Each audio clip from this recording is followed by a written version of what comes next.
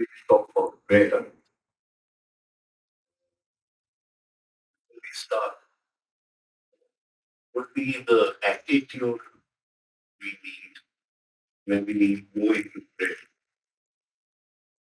Be the basic attitude, the basic approach towards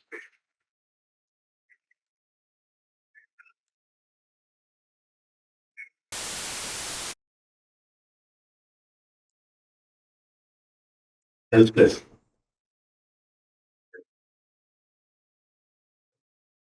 Mm, very difficult to understand this. But the higher does not, what you call, communicate unless there is a state of help. So just as uh, love is an emotion, helplessness is an emotion. It's not an intellectual state. We're helpless. We can't do anything about it. And we are now seeking help from something higher.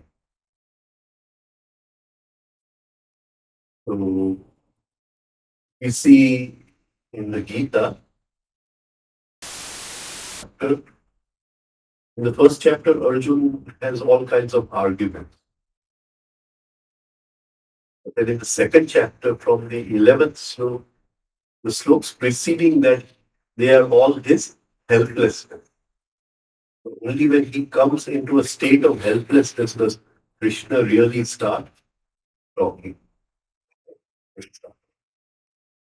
So uh, the basic state is of helplessness. How do we how do we come to this state of helplessness? Want something and it's not helping, That is one way. then you feel you are helpless and you need somebody else help to. Is there a higher form of helplessness? How would we uh, try to come to that form of helplessness?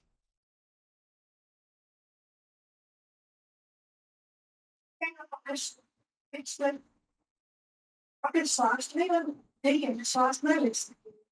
Helplessness. Helpless. Very good. Very good.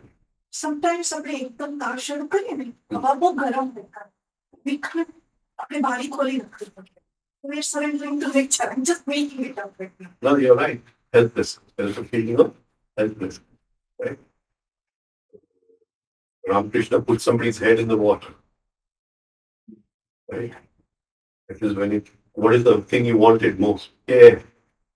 When you want God, then you tell me the same way you wanted air. Feeling of helplessness. Nothing can work. Right? But how does it apply to us? Where will it apply to us? How will we come to a state of helplessness? Does it happen automatically or do we have to consciously work? Is there a conscious effort involved to come to a state of helplessness?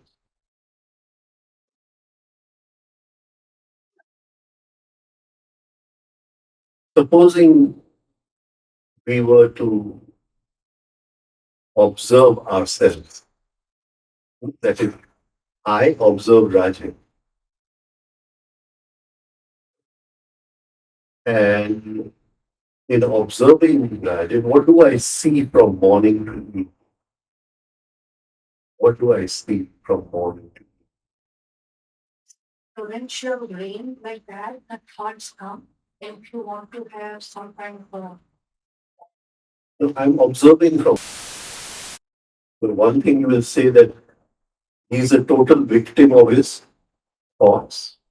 He has no control over his thoughts. Is that a feeling of helplessness? Right? What, what else? What else would you see? That everything that Rajan does is a result of some outer stimulation or something coming from the menu, right?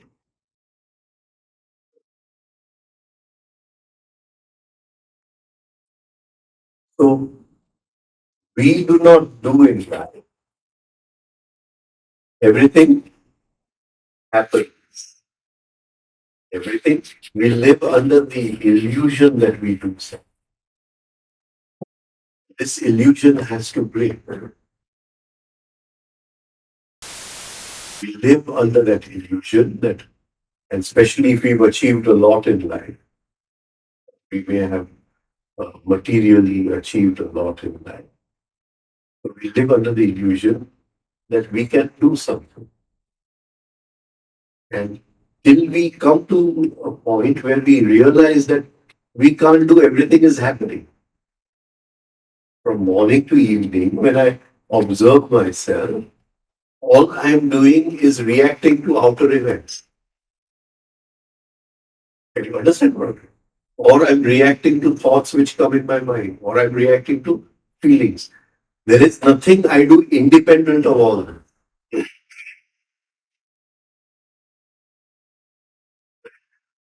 So it takes a long process of self observation to come to a state where we realize our helplessness, that we cannot.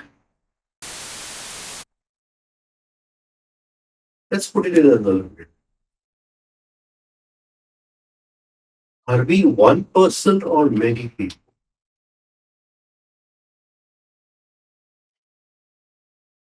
Are we one person or many people? One person decides to wake up in the morning, right? Do the practices and everything. Is it the same person who wakes up in the morning and puts up the alarm, or is it somebody else in charge of the guest house? As the person, what they call now, they call the guest house now, reception. And the person on the reception changed. Can you understand?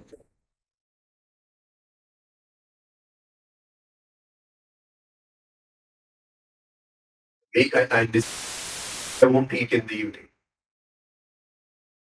How many days does it last? Huh? The person who decides is not the person who feels hungry. Can you get what I'm trying to say? One person, even this moment, one more person wants to be here, one person wants to be somewhere else, one person wants to do something else, right? So we feel there is a real I inside. There is no real I, but there are many eyes, many eyes. But why do we have the illusion that there is one eye? Right? One eye wants to go ahead in spirituality. One eye is saying, forget it, enjoy life. Another eye is saying this, another eye is saying that.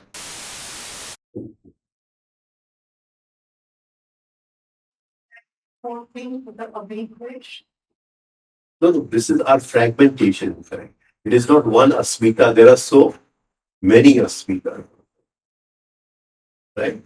And unless we are able to see that, we'll never realize our helplessness. Because there's not one person inside. The person is changing all the time.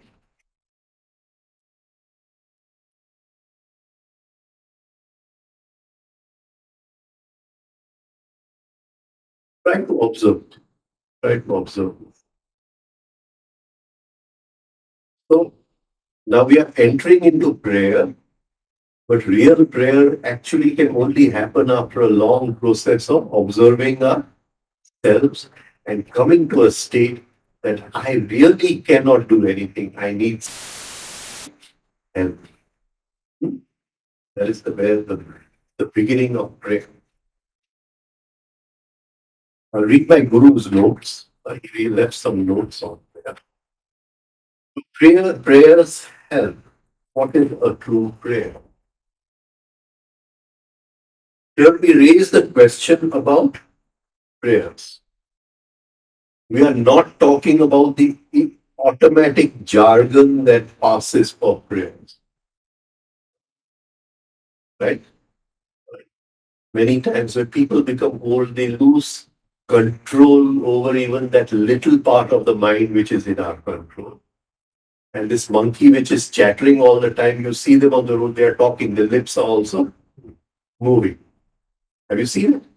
So many people, they've lost even that basic control they've lost. With the monkey chattering, they're also in the chatter.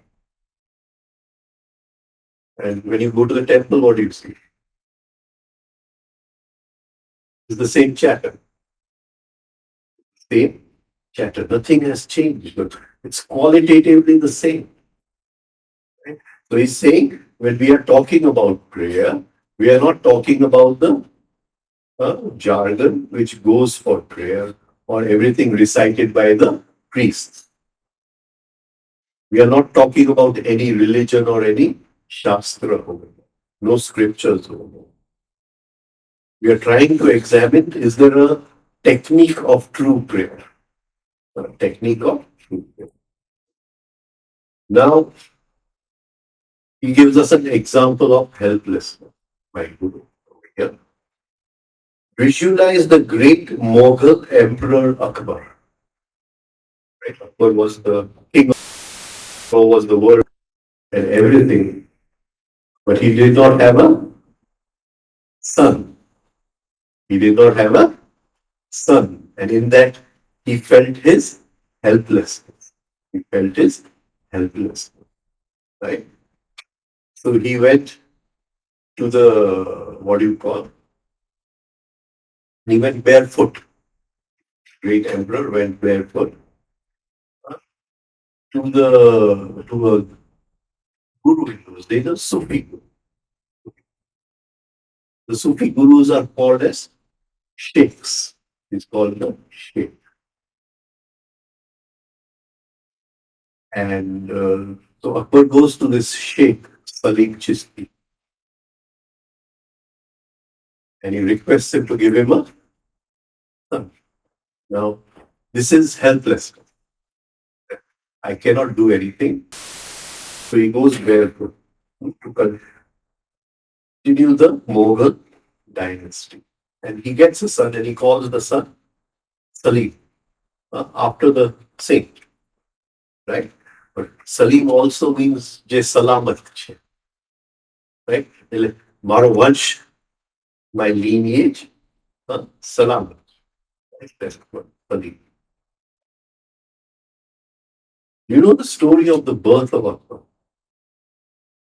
The birth of Akbar. No? The first Mughal emperor was Babur, and his son that came to the throne it was Humayun.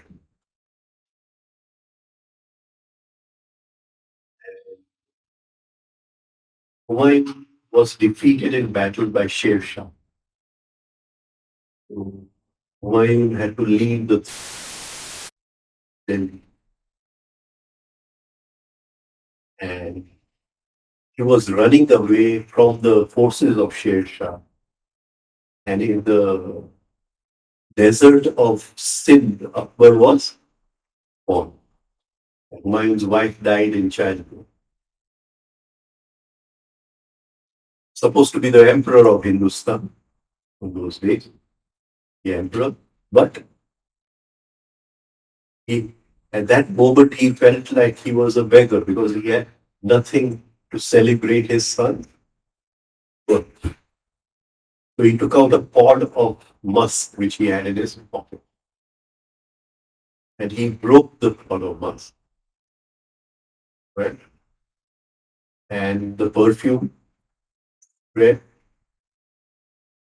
and in that he made a kind of resolution, sankalp. Perfume has the power of spreading everywhere. Suppose I open a bottle of perfume in this room, and the person sitting right there also.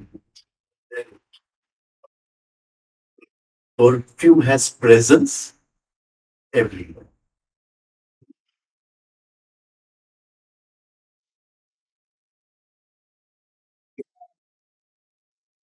The Navratri, a very beautiful story that Krishna is dancing with the more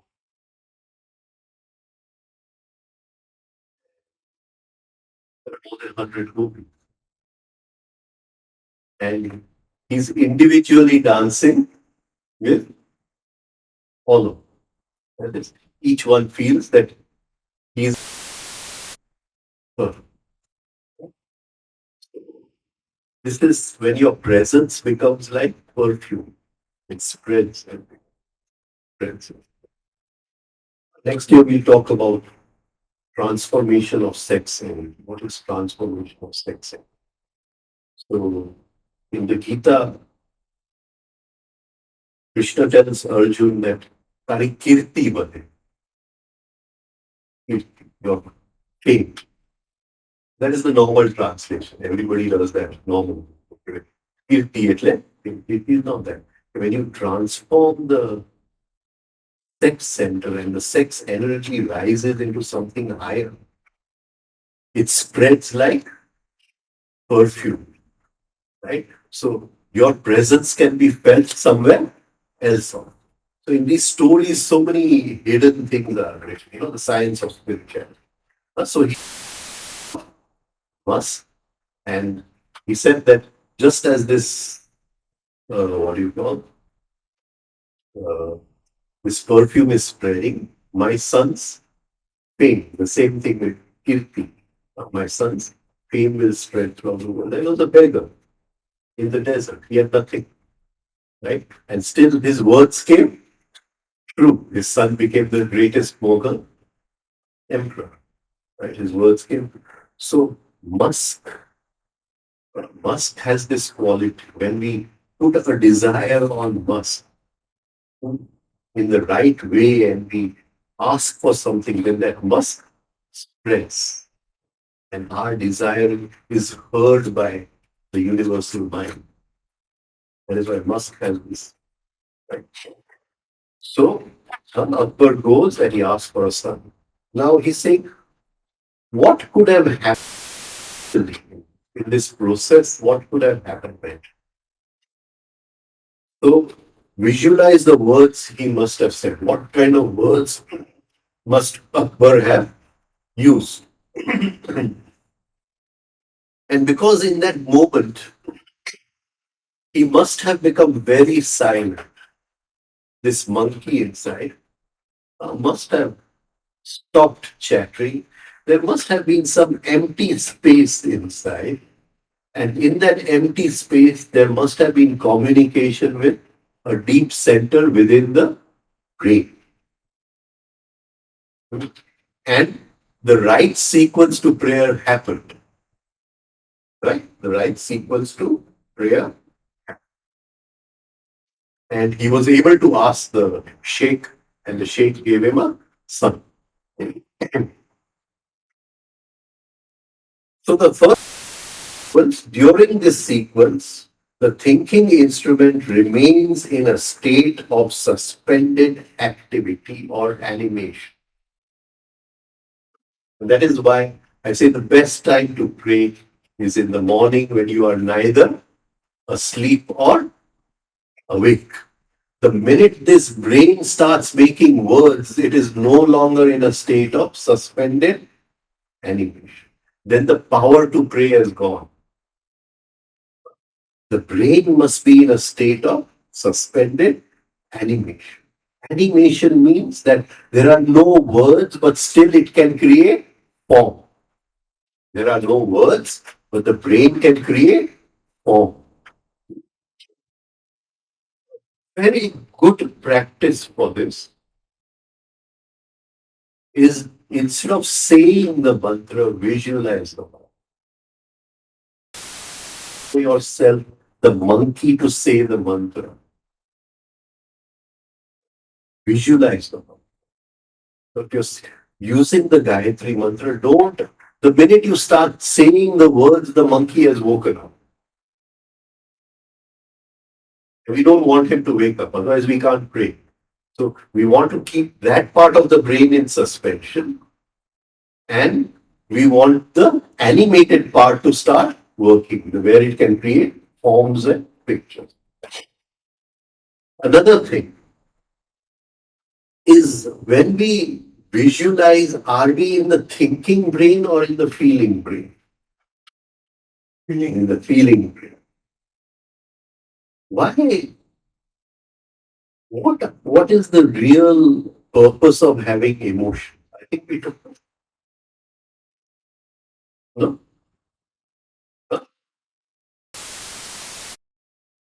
Why do we have emotions? What is the one thing we look at? I like you and I don't like you and all that, right? Relationships we have in life. What is the higher purpose of having emotion? What is hidden in emotion? Which man, through his conscious effort, through his sadhana, he extracts that quality from it. Emotions is the raw material which God has given, right? And he transforms that into something else. What does he extract from emotion? Maitri or Karuna.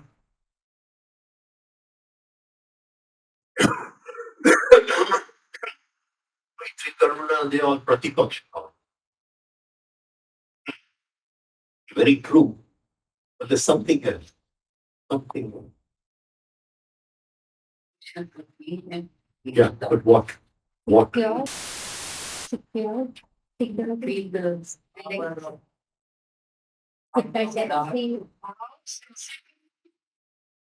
Yeah, but what is there? What is hidden in emotion?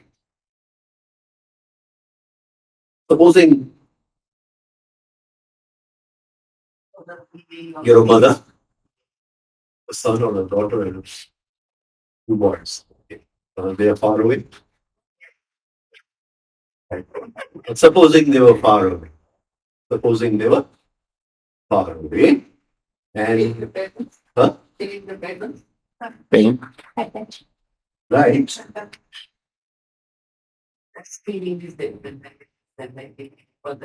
No, I'm just trying to tell you that supposing your son is far away and he's in some difficulty, will you feel it or not?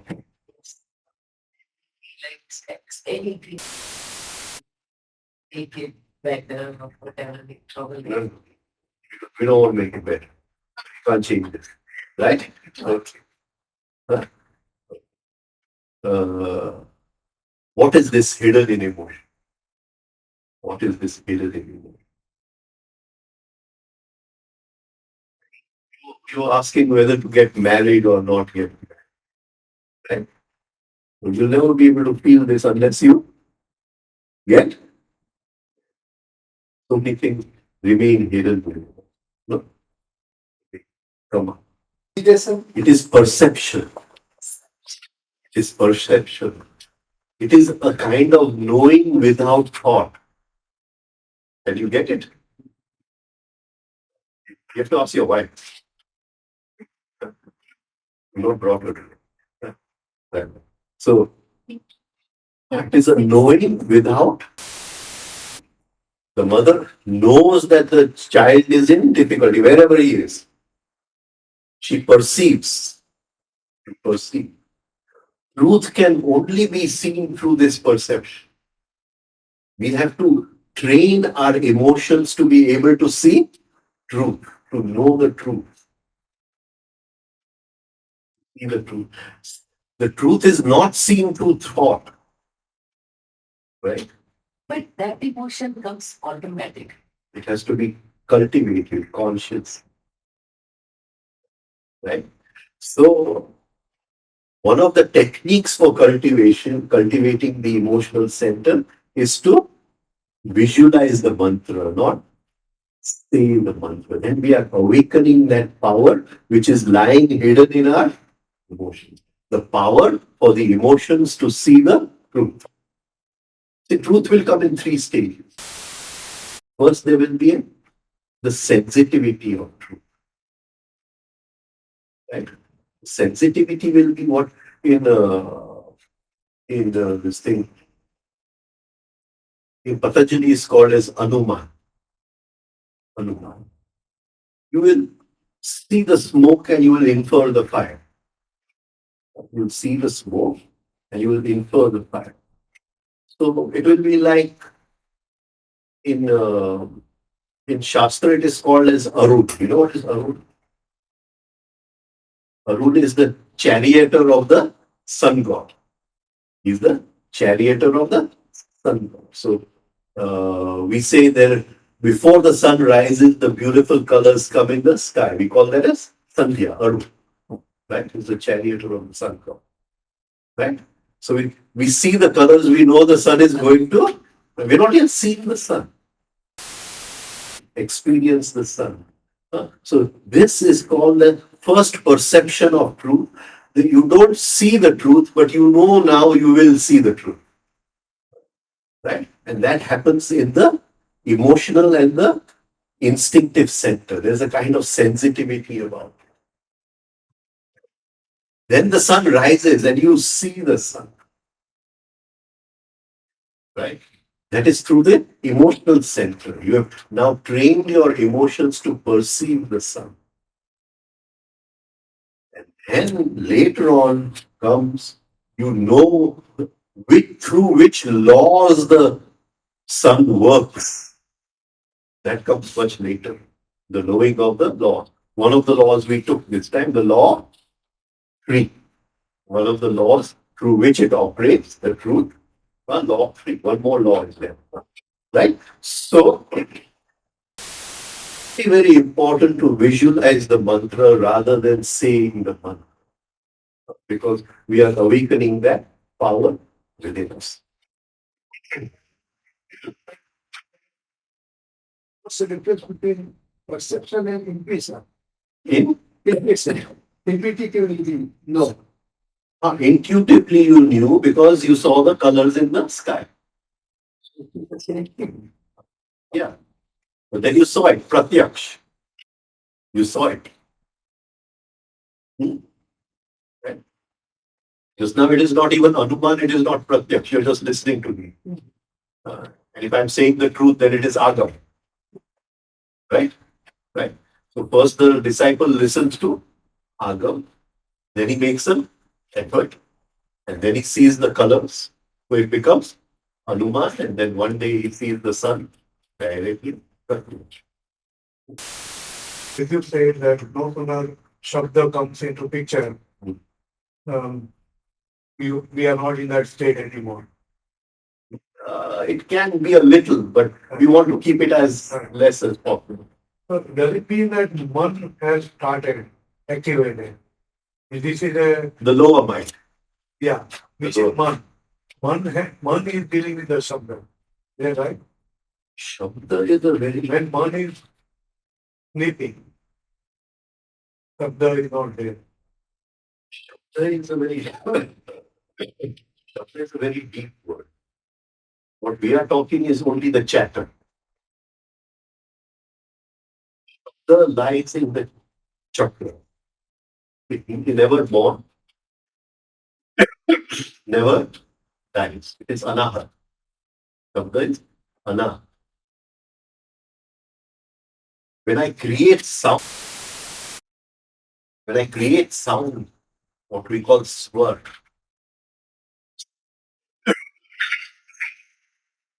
swar is both shabda and dwani. Can you understand? So shabda is something very deep. But when I create sound, I give a body to shabda. This giving a body to Shabda is called as Anjana. એટલે એને વ્યંજન, right? The body dies, like our body died. I say the words, the body died. The Shabda never died. The Shabda never dies. It was just expressed for some time by giving it a body of sound. Just as our body died, the soul does not die. The soul was in a lepile through the what you call the material from the earth, right? Through DNA, that soul was given a what do you call? It was mummified into a body. The body with that. Similarly, the Shabda never dies. The Shabda is eternal. It is always lying over there. But at that moment, it is given a body of sound. I express what I want to say through that Shabda. That is the power hidden in the Shabda. And the Shabda goes back to the chakra from where it came. The sound is born, the sound dies. Right? Shabda never dies. But it's a place in the soul. Huh? Atma. The Atma equals. In the beginning was the Word, and God, and the Word was God.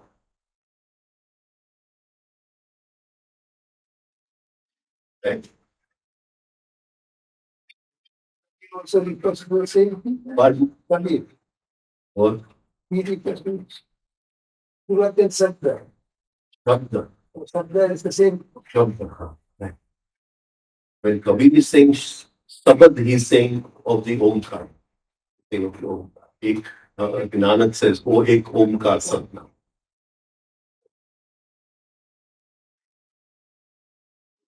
Everything was born, but all the Shabdas are nothing but Kundalini energy. The 51 letters of the Sanskrit alphabet are nothing but Kundalini Shabda. And when we worship Kali Mata, because you're doing the Durga Puja, when you worship Kali Mata, she has 51 skulls. These are the 51 letters of the.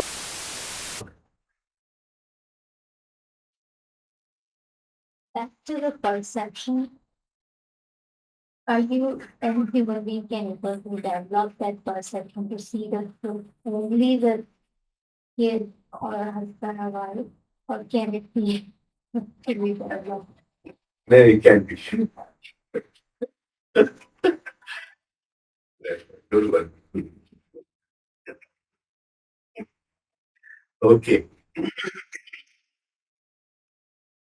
So during this sequence, the thinking instrument is in a state of suspended activity, but it can animate.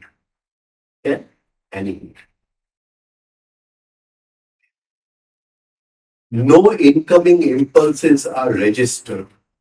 That is, whatever comes from outside through the five senses, we might cut out the registration. We're not allowing ourselves to register it. Right? Like my guru would say, okay, you're hearing the sound, you say, I'll close my ear. I won't allow it to register.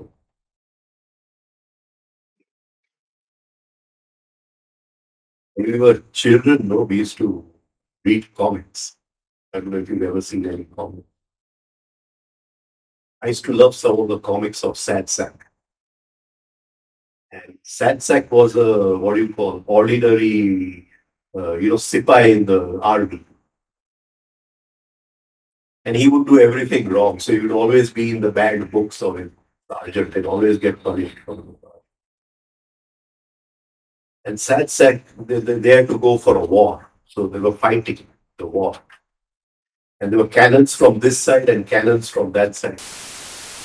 On one side, this side was firing on that side, this side. And Sad Sack was looking around and he's saying, well, it had nothing to do.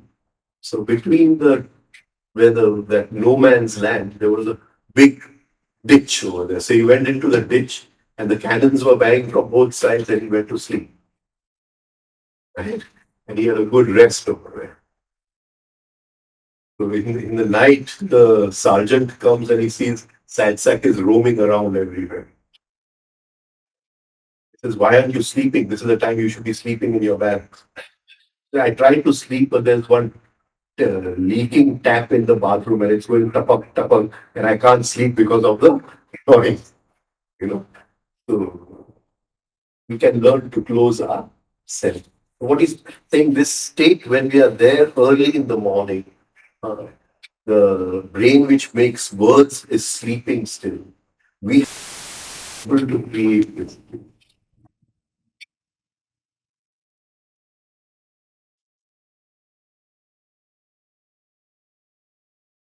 What was the science in the temple?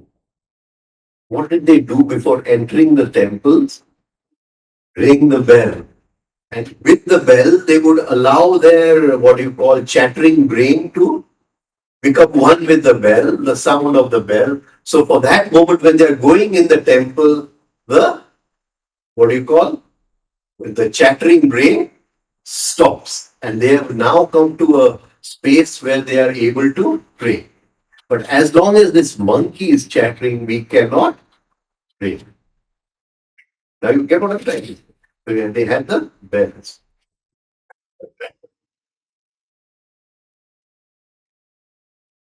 The bell is very, very symbolic. It's symbolic of the Akash Tattva and hidden in the bell.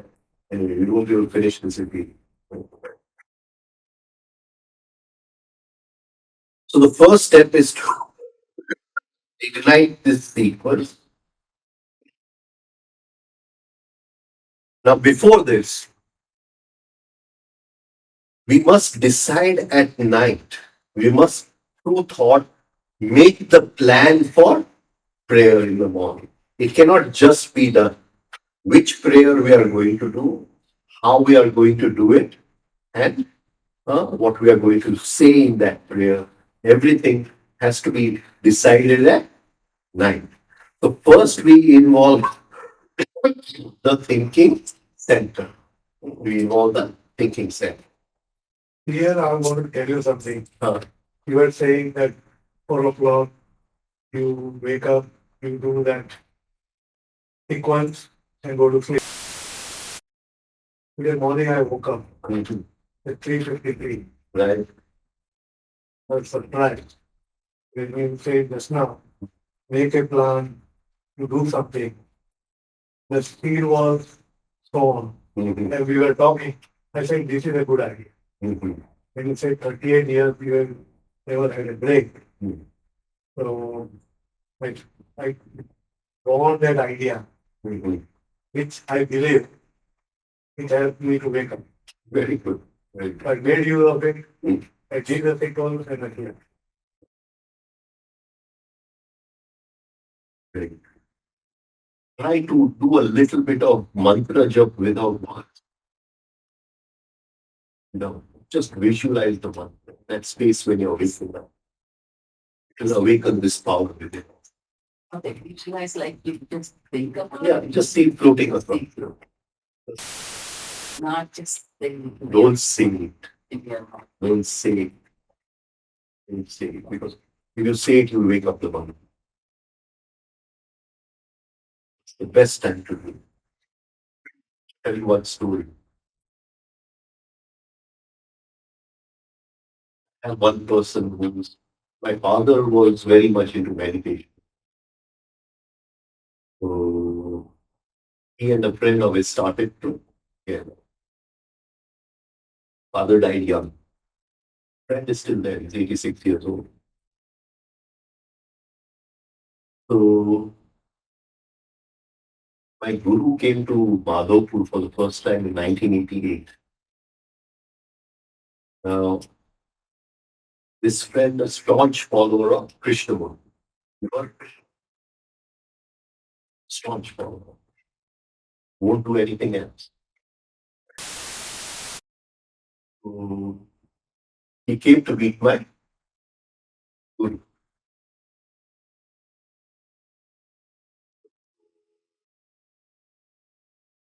There's my guru. My guru says that why don't you start doing these breathing exercises? I can't do it because I get up at 5 o'clock to meditate. And Krishnamurti says, sit in silence. So that's what I do.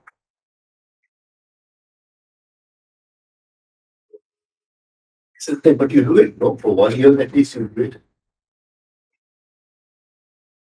He says, but then I'll have to get up at 4 o'clock. Who will wake me up at 4 o'clock? So, then I'll come and wake you up.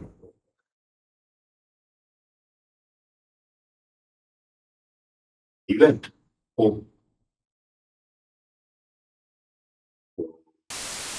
Luckily at 4 o'clock, a young boy was waking him up in the morning. Thought it was his grandson.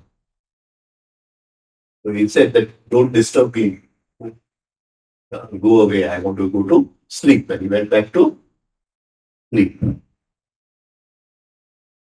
Then when he woke up at 5 o'clock, he saw that he had locked the room door from inside. And then he realized it was too late. Things happen. He had locked the door from inside thing I didn't get it. So his grandson could not come to wake him up. No? Oh, okay. So there's no way his grandson could have come to wake him up.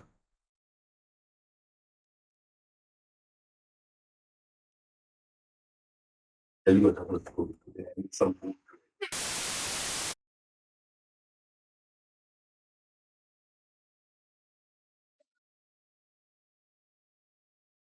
One architect. Famous architect. He used to come to my school.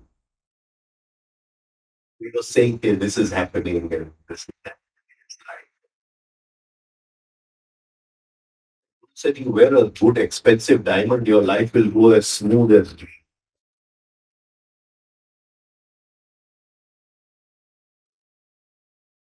Says that, but where am I going to get the diamond? You get a diamond for me. It was one income tax officer. We told him that you have so many diamond people who are your friends, you bring some diamond. I want a diamond. They come in those small packets they have.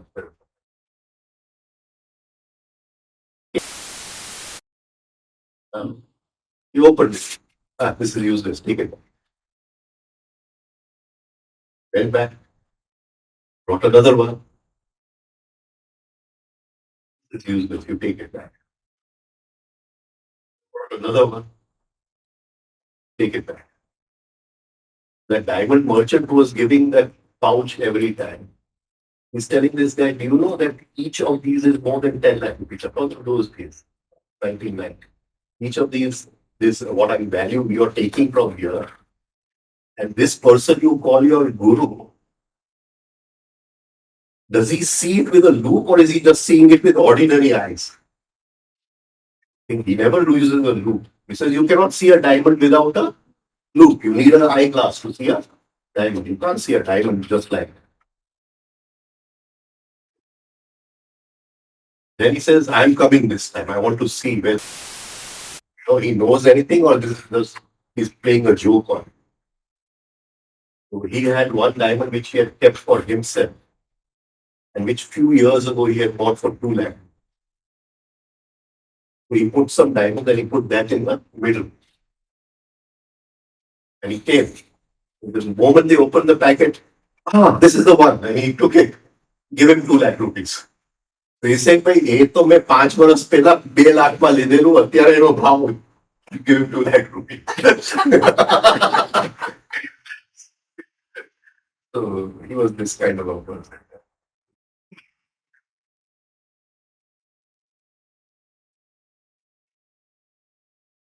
But I was very young. And we did have alarm clock at that time. We wanted to go to picnic. It's just because I cannot get up, I cannot go to picnic. And I slept with that in my that I need a solution. Next day I got up at 0, 0. when I was to go and watch, I was surprised. And even still, I remember today. I don't know how it happened, but I woke up at exact same digital time before 20 years. Okay, we go ahead. So we ignite the sequence by planning at night what we want to do.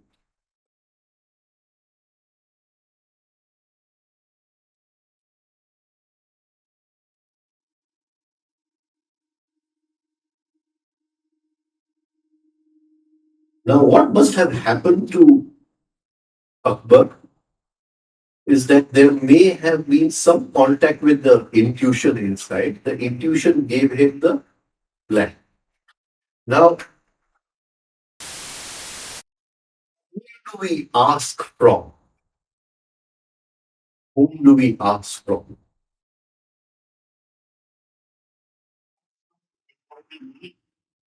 Like, but what my guru is saying over here, I won't go through all of that because now we're running out of time. He's saying that at some point Akbar's mind became silent, right? In that point, he became silent and he was able to contact the divine center inside. And the divine center said that this is the method of prayer. Why could the divine center not answer his prayer? That is what I'm asking. I've given you the answer 2 days ago.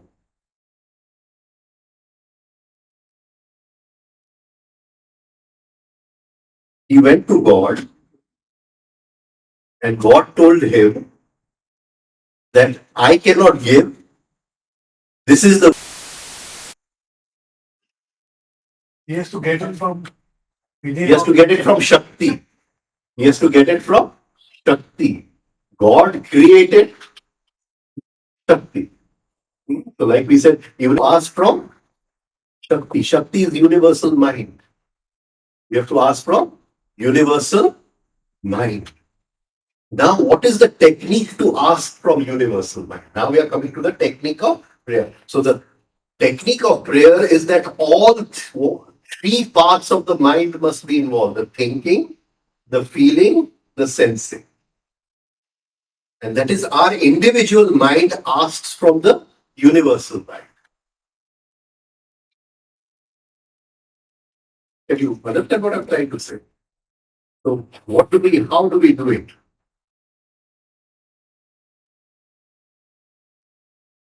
do we do it?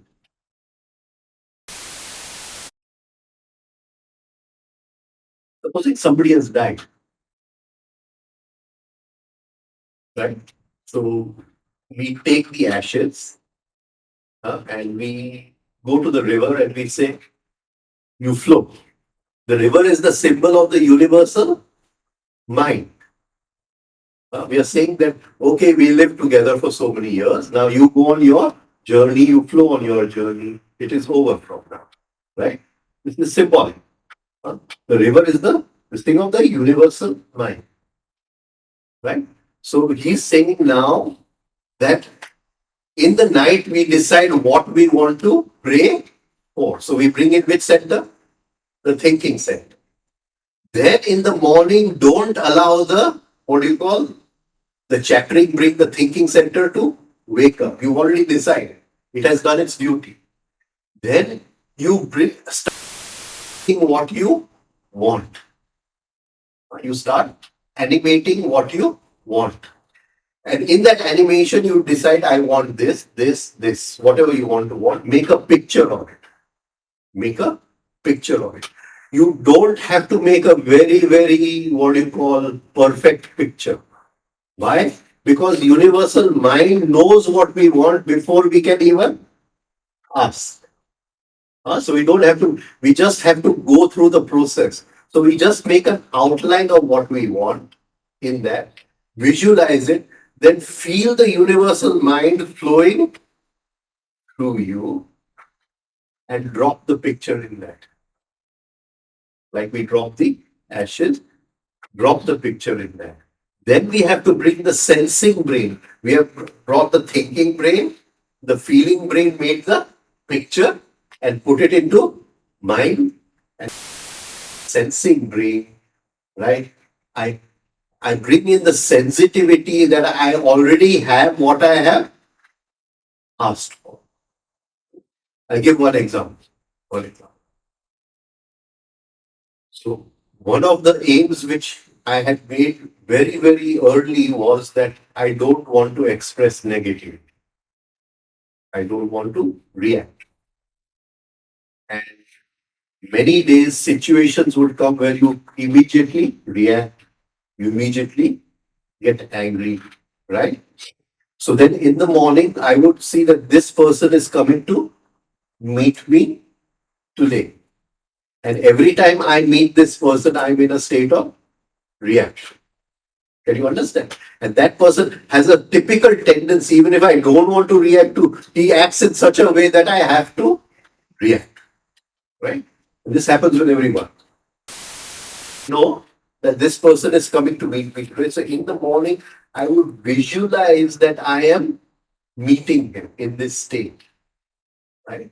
And in that visualization, I would feel happy that everything is okay. I have not expressed any negativity. And it used to work very, very well. Used to work very, very well. Is it like now everybody's saying this, whatever you want, you write it in a book and that? Yeah, but then my guru wrote these notes in Yeah, 1960. and now everybody's talking about saying. They're all talking about the secret and all that. Yeah. But I'm just giving you the science behind it. The science behind it. So you have to bring in all three centers: the thinking, the feeling, the sensing. Once it is over, we must go into a state of deep relaxation. Because the minute we what we have asked, it is over. We lose it completely.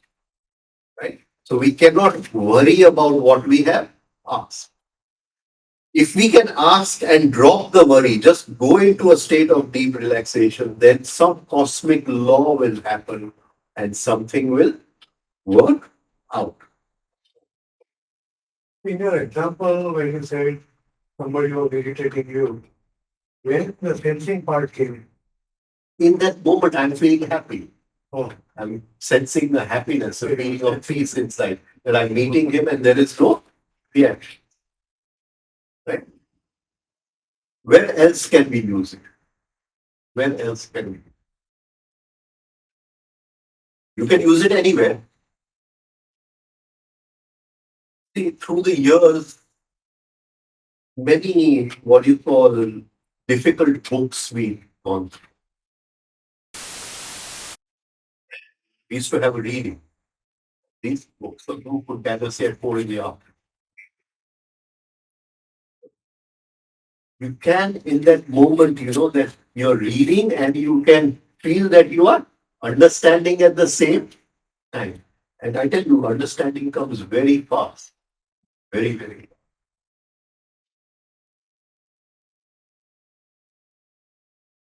Now, supposing you go to a temple, do you want to pray in the temple? Not the new temple, not the new temples, because now the statues have lost the science. Supposing, I don't know so much about Jainism, but supposing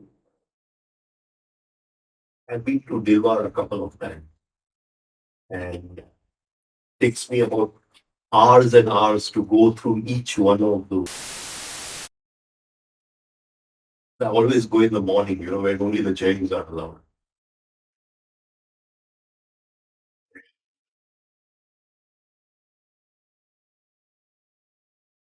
Many years ago, there was one Jain Muni with all his followers. He was explaining each of those frescoes. Now, supposing you're looking at a statue of Mahavir, what do you want to look at? Suppose you put two statues, statue of Buddha and statue of Mahavir. In what do you want to take from this statue? What do you want to take from this statue? Then we'll get some understanding of it.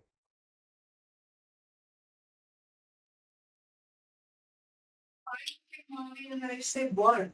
Yeah, I pick Buddha and I would say something. Um, What did you say first? bird. Bulb. What is bulb? Meaning energy. I don't know. I can't translate it like what I mean. Bird. It Will. yeah. Will. Ah, right. But which will? Which will? Spiritual will. What is the difference between spiritual will and willpower? Willpower is generated by one, whereas spiritual will is nothing to do with one. It is with universal mind. So what is spiritual? What is spiritual? Tell me. Making use of power of universal mind. No, the power to put my personal will on the side.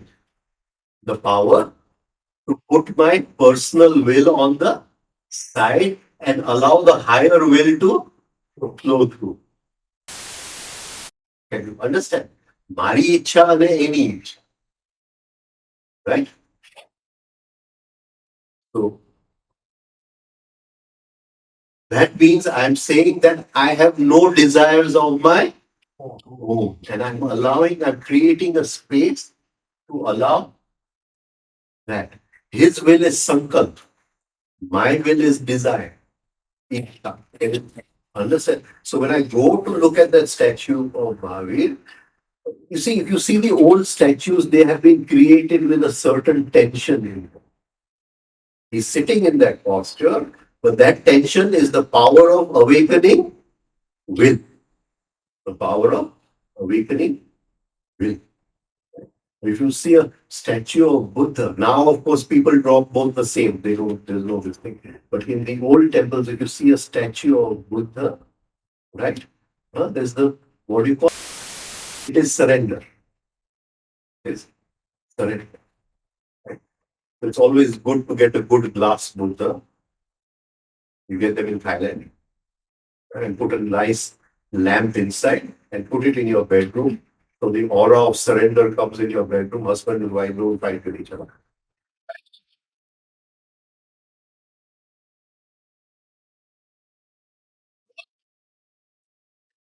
What is the difference between personal will and his will? That's what exactly my question. When we say Hari Icha, like let universal mind decide what should happen. My desire. Yeah, the Christians say, thy will be done. Thy will be done. That means whatever happens, if my own what I wanted is not at all in consideration. Personal. Correct. So when you say you get what you want, you can It is not, anything. yeah, but it is not, you see, it is not a feeling of weakness. Can you understand? Feeling of Weakness. Right? Because people say, now I cannot do any ichha. મારી ઈચ્છા ચાલતી નથી. It's not that. It's not that. Can you understand? Something totally different. Huh? accept it. Now I want to get angry on you is my personal will. Right? Huh? Situation is exactly the way it should be, and it cannot be otherwise. Is his will. Then can I get angry on you? Because now it is his will. Can you understand? Right? So his will gives me the power to put my anger on the side because that anger is my personal will. It is from my willpower. His will.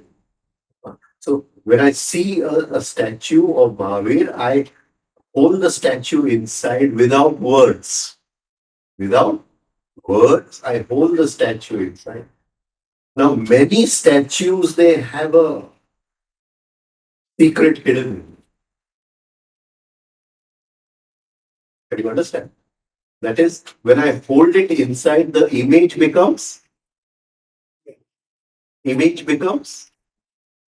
Inverted.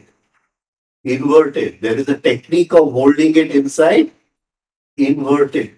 And then suddenly it has been put inside, starts getting revealed. Suppose I'm looking at a window in sunlight, and then I close my eyes. I see the window upside down.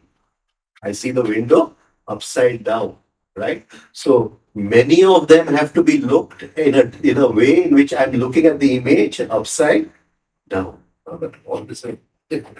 So uh, the first thing is to calm the scattering brain. The second thing is to look at the statue and be able to hold the image inside.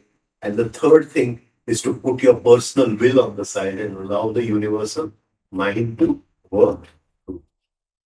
Right. In a way, the thing I want to understand it a little more. I know it in the word, but I don't Have you not experienced that many times you look at a window and you close your eyes, the window is say I'm looking at here and then I close my eyes. It is some many times. It's inverted. I've experienced it. yeah. But after that, what? Like what? I mean, I can't put it in words. You tell me to explain it. I can't. So supposing you're working with a mandala, you're working with a mandala. Yantra. Yantra. I don't mind it. Right? A yantra. So definitely you want to turn it. See, it is a living diagram. It is a living diagram. It is not two-dimensional. Can you understand? It is not two-dimensional. So when you recreate that inside, there are different. Supposing you take the what do you call the Sri Yantra. Now there are two techniques. Sri Yantra. One you move from out to in, and one you move from in to out. Now, when your consciousness is moving from in to out, you're creating a certain kind of emotion inside. And when your consciousness is moving from out to in, you're creating a different kind of emotion. One of the emotions is called creation, right? So many people you will see they put it in their shops. You'll see, okay, if you put this, you get what you call money, cash flow. So that means they are working from in to out. That is, in universal mind, I'm putting something which I want as a material. Can you get it? But if I'm working from out to in, then I'm telling the universal mind I'm not interested in a higher state of consciousness. See, there are 9 triangles. 5 are pointing down and 4 are pointing up. So there is a movement from out to in where you move from up to down. When you move from up to down, you're moving from subtle to gross. You're creating money. You're creating material. But when you move from gross to subtle, you're going into vairagya. Can you understand? If money is there, that will also go. Can you get what I'm trying to say? You're moving into a state of higher consciousness.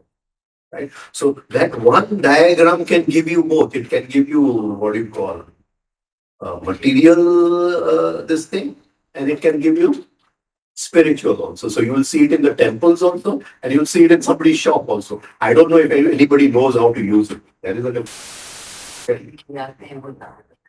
Does it have to be either or? Why can't it be both? It can be both. Why not? It can be both. Maybe next year, if you want, we'll take it over. Right? How to work with it. And it is not easily given how to work with it because you have to learn to follow those lines consciously inside.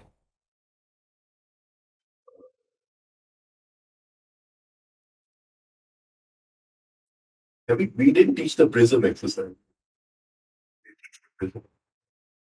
One very, what do you call, accomplished Jain Muni. He taught me one of the techniques He used to put a prism on it and work with it.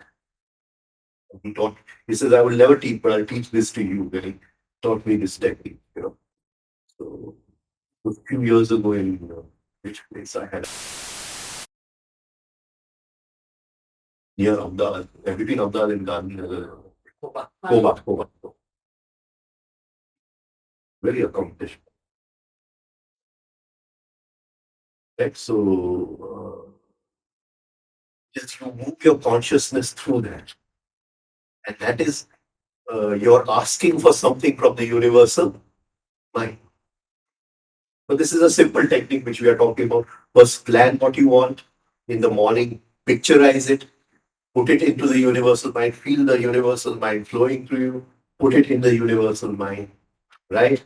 And then uh, feel as if you are enjoying it and then forget about it. Don't worry about it. Go into a deep state of relaxation.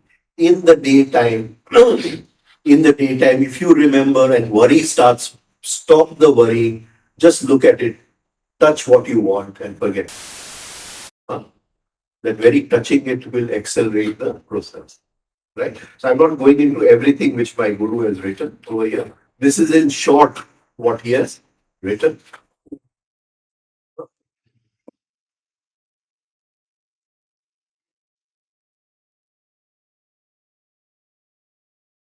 Now, can we ask anything more than what we are?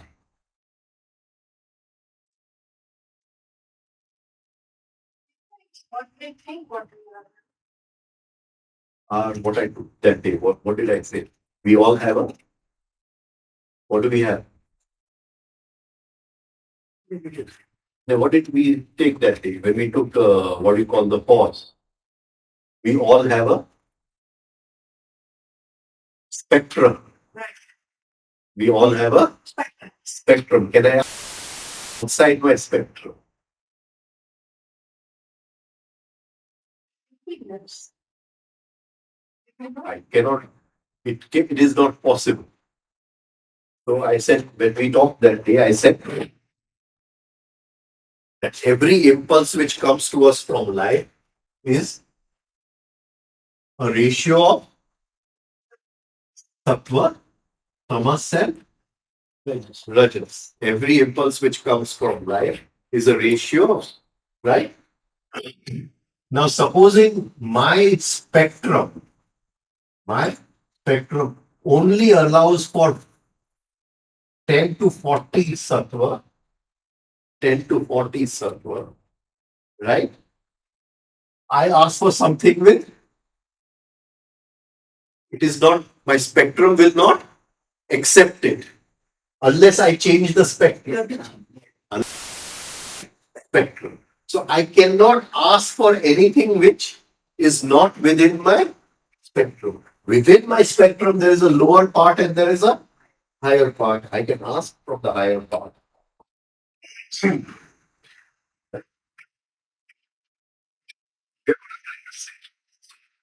Remember this much that we cannot ask anything more than what we are. We cannot ask for anything more than what we are. Finally, I want to talk on just one small point today.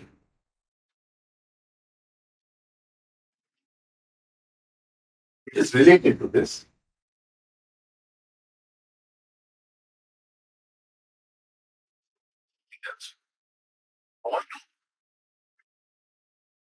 Are we asking all the time?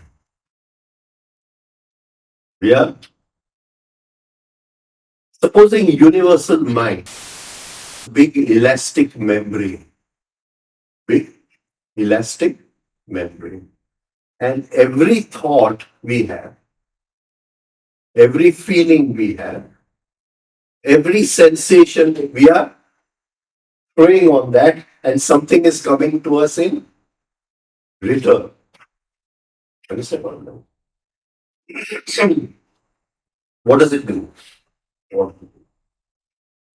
That whatever is happening in our lives is already we have asked for it. We have asked for it.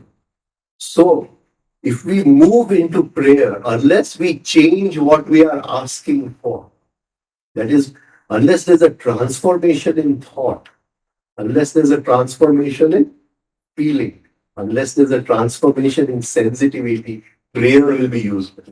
Get it? Because we cannot pray for anything more. Ah, come in a spectrum. Right?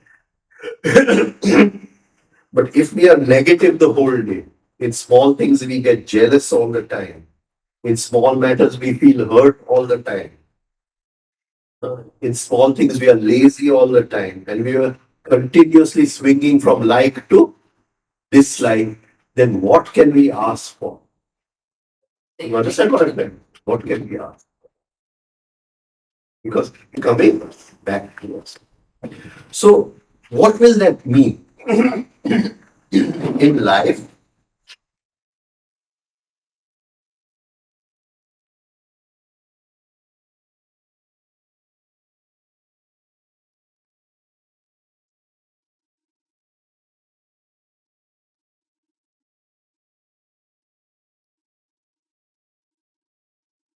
thing I say that I'm you will also talk to her. He is going through so much of bad time, etc. What are you seeing? What are you seeing? You are seeing the effects. What are you seeing? The effects. Whenever you say, okay, I'll do this to help him, he will also, I'll do this to help him, right?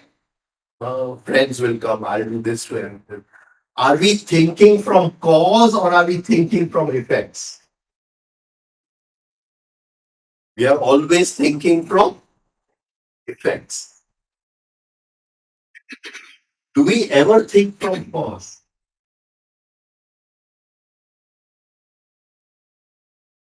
Can you see, whatever my situation just now, uh, however bad, what we call the Sarasat Parvati is going on, whatever, right?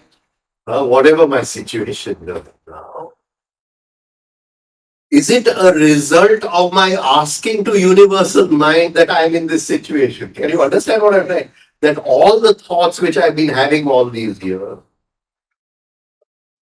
just think. And this, I'm not talking about what do you call examples which I've not seen. I'm talking about examples which I've seen. One mother is trying to put the baby to sleep. Okay? You get what I'm trying to say? Trying to put the baby to sleep, right? And the baby is not listening, screaming and shouting. Maybe the mother has something, what do you call, uh, more important, some TV programs going on. Right? And she's trying her best to put the, and at one point she gets, intensely uh, tarjit with her, something like that, what we say in Gujarat, right? And 20 years later, the child gets cancer. Is there a connection? Have I, at that moment, have I sent something to the universal mind and asked for something in return?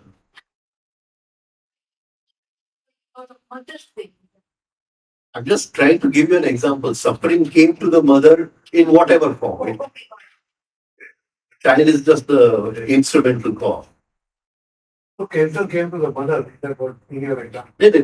Don't take cause and effect. You're trying to make cause. The cancer came to the child. I say, don't take cause and effect as logical cause and effect. We can only take through the logical. Don't take it there. Right? So I'm saying I'm in this condition. Right? I will of course blame astrology. I'm talking 7.5 years ago. Right? Okay. But what you are seeing is the effects. You cannot see the causes of why I'm in this condition, why I'm suffering. Can you understand? Whenever you are trying to help me, you're only trying through effects. Then you, in that case, you cannot help people in some sense because We don't see the causes. and you have to And the help yourself. causes lie in a hidden dimension. I cannot see your thoughts as I see this chair. The chair is the effect. The cause lies in somebody's mind who wanted a thing to have given comfort.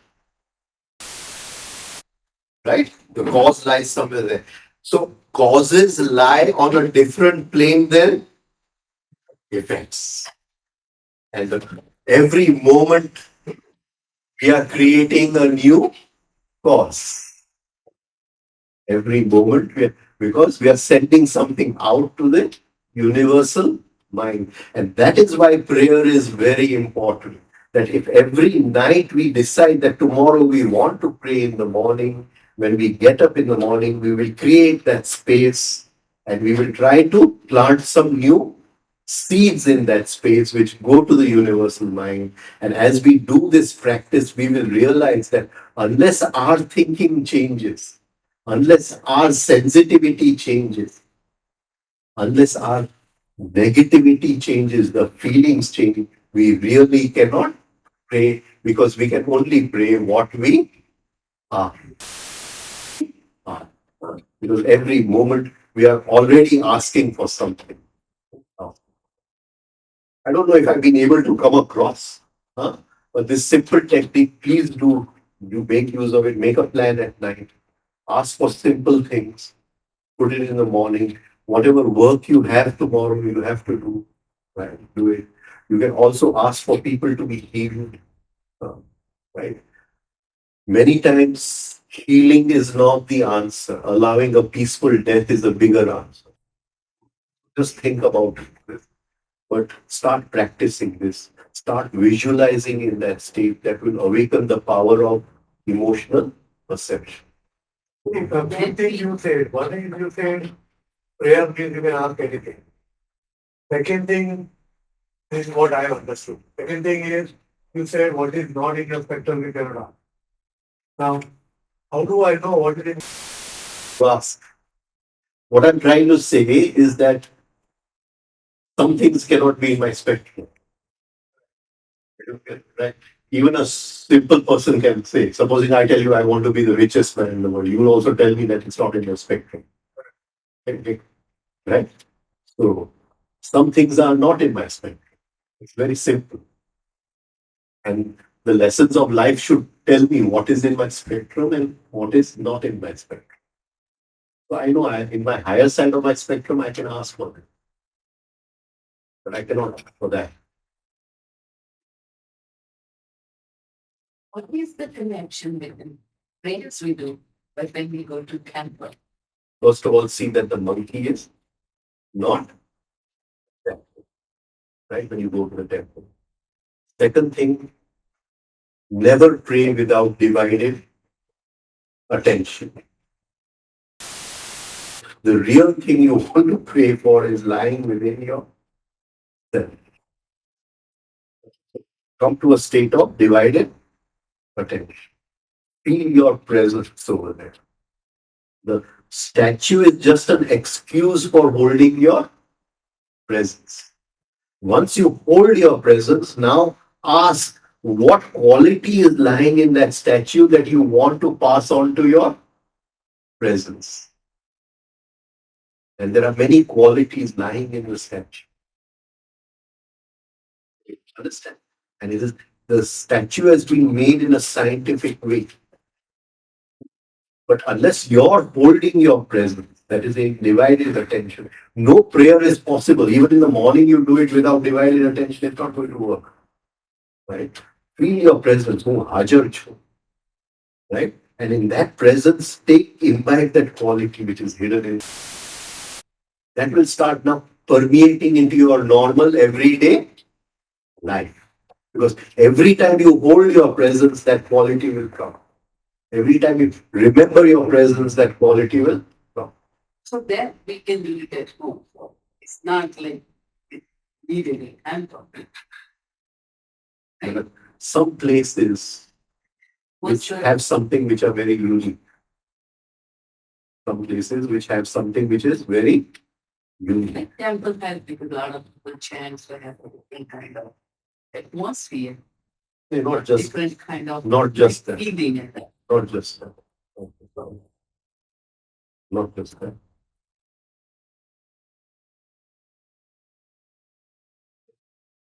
To imbibe the quality.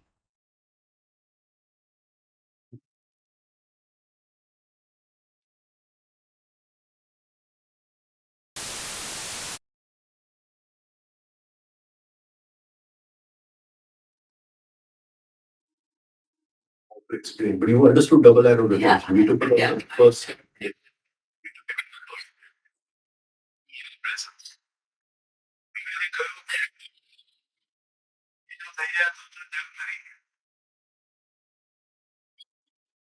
Understood.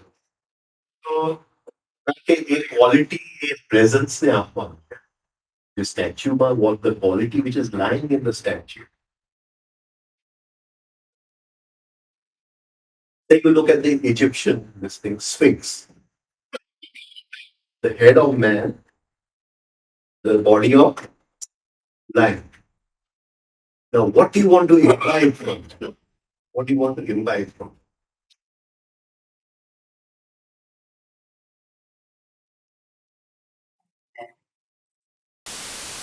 By Strength.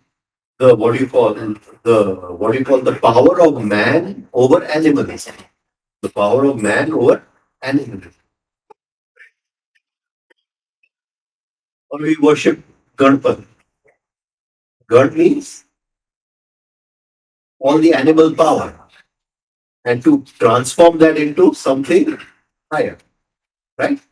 So that thing is lying in that statue. Now, when you worship the statue, if the chattering brain is there, nothing is going to. Then you'll do some mantras and you'll forget it. That's what we do. Yeah, you will not be able to imbibe what is lying in the statue. Right now, the trunk is there.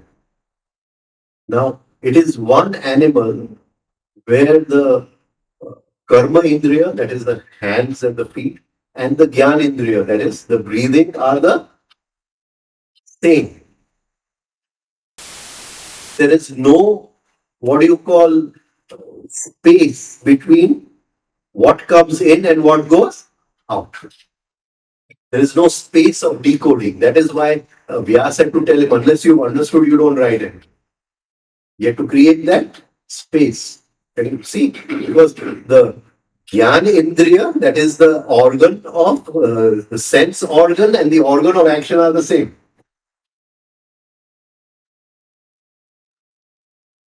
So you are saying he is breathing in a certain way. He's breathing in a certain way where the animal passions are calm. Can I breathe in that way? That is why I teach you three-step breathing. Breathe in a certain. So when you look at one statue, so many things are coming to you. So many things are coming to you. Never thought about that. But we the players, they come out. Target. Yes. You Never hold your presence and you are presenting all those qualities to your presence. Your presence. When we go to temple, Hmm. and there are lots and lots of people, you just can't go and and come back weekend. But sometimes when you go and there's nobody, you feel there's no concentrated like energy, and you come back. It's something like something in the sense you feel energized. You come with. But is it that we have to make an attempt that shouldn't matter? We have to check in. If you know what I'm saying. Because in some places you will just get a glimpse. And in that glimpse, everything you have to do everything. So many temples in India, there are lines and lines of it. You'll only get this much of time. Right? And in that much of time you go. Yourself that much that you can. How will you do that? Tell me. That's I was thinking, how can we make our contact time that important? How will you? We already talked about it. That same thing, like to be ready, to be prepared. When you start visualizing in this space in the morning, Mhm. right? You're in, see, you've not woken up from your sleep. Your eyes are closed. Huh? You're still half asleep. Because you're half asleep, the chattering brain is asleep. And now you are getting into a state of prayer, right? In the night, you have already decided what, because without that, without a plan, nothing is possible. So now you're visualizing what you want. If you're not visualizing, you're visualizing the mantra. Just visualizing the Gayatri mantra is flowing across, right? Whichever mantra you're doing. And because of that, you're awakening which